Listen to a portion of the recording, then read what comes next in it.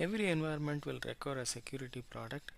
So how do we choose a trusted and a worthy security products? Every vendor will say that their product is the best in the market, but how do we verify it? So for this reason, the US Department of Defense has created an evaluation criteria which is called as the Trusted Computer System Evaluation Criteria. So this model is basically concerned about the confidentiality. The product is given with one of the rating, either it is A1, B3, B2, B1, C2, C1 or D1. So this rating is based on four important things: security policy, accountability, assurance and documentation. For example, if the product has all the documentation which is required, and under the assurance it has the operational, architectural, life cycle, security testing, assurance is all passed.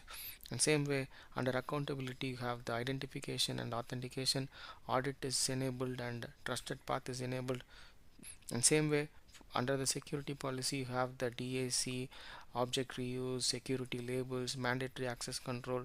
So if we have everything, then this product is top class and it will be rated as A1. Later, the European Union has created another criteria, evaluation criteria, which is ITSEC, Information Technology System Evaluation Criteria.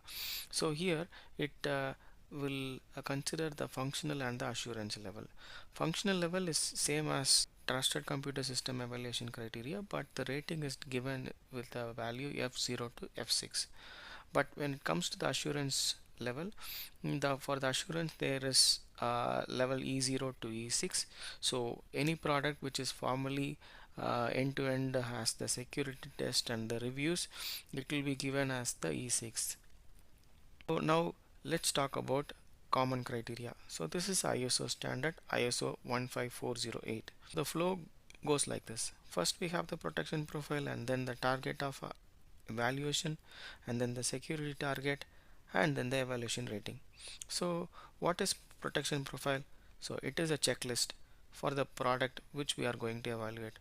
For example, if we are going to evaluate firewall a firewall will have a list of checklists, whether a two-factor authentication is enabled, encryption strength is up to the industry standard, the VPN capabilities of that, whether logging is enabled. So all those checklist is called as the protection profile.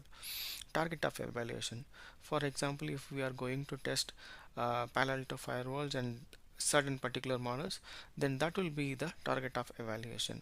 And security target. Okay, now comes the evaluation, real evaluation part. We have, as we have seen it in ITSEC and TCSEC, the evaluation will take place based on functional and the assurance. So every testing will be done and then it will be documented with the highlights as well as the deficiencies. So based on the testing and based on the result, we will give it the rating as EAL1 to EAL7. So if the design is formally verified, designed and tested, then it is given a rating as EAL7, and if it is only structurally tested, it is given EAL2. Here is the screenshot from the common criteria website for the Windows 2019 server, which is a SQL server, and it has a rating of EAL4+.